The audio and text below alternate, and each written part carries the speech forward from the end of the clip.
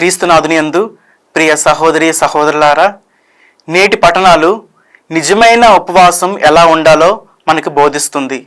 మరి మొదటి పఠనం చూస్తే యెషయా ప్రవక్త ఉపవాసం ఏ రీతిలో ఉండాలో, ఏ విధంగా చేస్తే బాగుంటుందని చెప్తున్నారు. మరి సువిశేషంలో చూస్తే క్రీస్తు ప్రభు ఉపవాసం వద్దు అని చెప్పట్లేదు, కానీ ఉపవాసంలో కొంత మార్పు చేసుకోవాలని బోధిస్తూ ఉన్నారు. ఉపవాసం అనగా దేవునితో సహవాసము. మనం సాధారణంగా శారీరక ఉపవాసం చేస్తూ ఉంటాం, కానీ శారీరక ఉపవాసంతో పాటు మానసిక ఉపవాసం కూడా మరి ముఖ్యమైనది.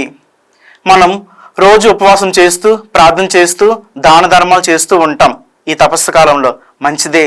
అయినప్పటికీ కూడా వాటితో పాటు మనం మానసిక ఉపవాసం చేస్తే దేవునికి మరింత దగ్గర అవుతాము. మానసిక ఉపవాసం అనగా ప్రేమ, దయ, జాలి అనేటువంటి సుగుణాలు మనలో నెలకొల్పుకొని ద్వేషం, పగ, అసూయ, సోమరితనం, కోపం, క్రోధం ఇలాంటి దుష్క్రియలకు మనం దూరంగా ఉండాలి. కావున ప్రియ సహోదరి సహోదరులారా, ప్రేమ, శాంతి అనే పునాదులపై మన మనసును నాటి ఇటువంటి దుష్క్రియలైనటువంటి కోపం, పగ, ద్వేషం, అసూయ లాంటి పనులకు దూరంగా ఉండి మానసిక ఉపవాసం చేయడానికి ప్రయత్నిద్దాం.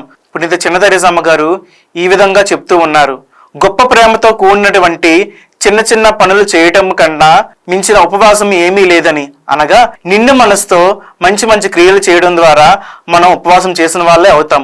కావున ప్రియ సహోదరి సహోదరులారా, ప్రేమ, శాంతి అను పునాదులు మన మనసులో నాటి పునీత చిన్న తెరేసమ్మ వారి వల్లే నిండైన నిజమైన ఉపవాసం పాటించడానికి యత్నిద్దాం. ఆమెన్.